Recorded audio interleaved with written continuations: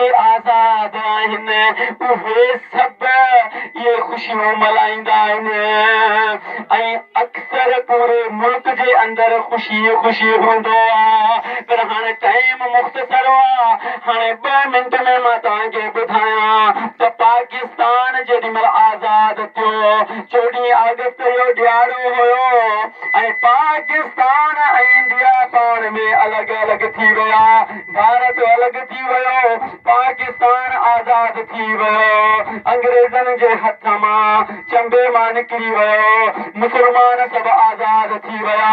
पंहिंजे मुल्क खे पंहिंजे क़ौम खे ऐं पंहिंजे रियासत खे जेॾीमहिल संभालण लॻो हुन में बि कहिड़ी हज़ारे खून थिया कहिड़ी लखे माण्हू मरी विया पर हुन खां बावजूद बि आख़िरी ॻाल्हि करे ॿुधायां जेॾीमहिल 14 अगस्त खां पोइ पहिरियों ईद थियो पहिरियों ईद जो ॾियारो थियो जेके ईद हूंदा आहिनि न ईद उल अज़हा हाणे गुज़री वियो न 2 ॾींहं पहिरीं हुन खां पहिरीं ईद उल फितर हुयो त ईद जेॾीमहिल पाकिस्तान आज़ाद थियो 14 अगस्त खां पोइ जेॾीमहिल पहिरियों ईद आयो असां वटि असां जेॾीमहिल पहिरियों ईद मल्हायूं पिया त हुन ईद वारे ॾियारे इंडिया मां हिकिड़ो रेल गाॾी ट्रेन हिकिड़ो माल गाॾी उतां आयो हुतां जी पाकिस्तान जे हद में अची करे लाहौर स्टेशन ते पहुतो हिकिड़ो मुख़्तलिफ़ हुन में गाॾा हुया पर हिकिड़ो हुनजे अंदरि अहिड़ो गाॾो हुयो जंहिंजे ॿाहिरियां लिखियल हुयो ही तोहफ़ो पाकिस्तानियुनि जे लाइ ईद जो तोहफ़ो आहे हिकिड़ो वॾो गाॾो हुयो हुन गाॾे जे अंदरि छा हुयो उहो ॿुधायां थो पर हुन गाॾे जे ॿाहिरियां लिखियल हुयो त ही पाकिस्तानियुनि जे लाइ ईद जो तोहफ़ो आहे इंडिया जे तरफ़ां भारत जे तरफ़ खां जेॾीमहिल हिते जा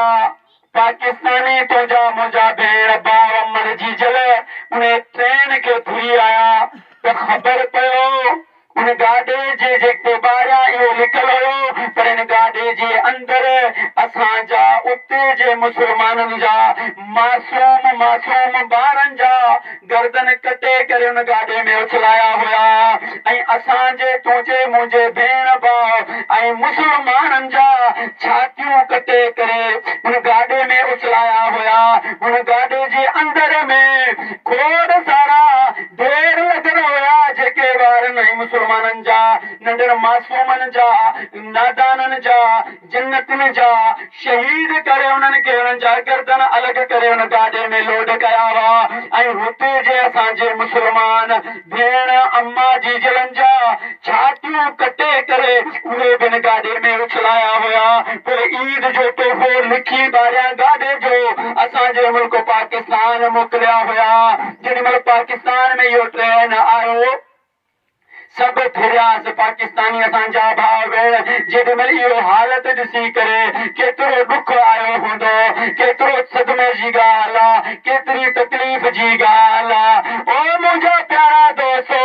उन्हनि जे लाइ इहो ॻाल्हि आहे जेको पाकिस्तान खे पाक सम्झनि था उहे ई ॻाल्हि सम्झंदा जेके पाकिस्तान सां मुहबत करण वारा हूंदा उहे ई ॻाल्हि सम्झनि था हिन खां अलावा कहिड़ी अहिड़ा ॻाल्हियूं आहिनि किताब भरिया पिया आहिनि पर उहो टाइम न आहे ॻाल्हाइण जो लेकिन हिकिड़ो मुख़्तसर तव्हांखे ॻाल्हि ॿुधायां थो यहूदो निसारा ऐं गैर मुस्लिमनि जो जेके मुल्क पाकिस्तान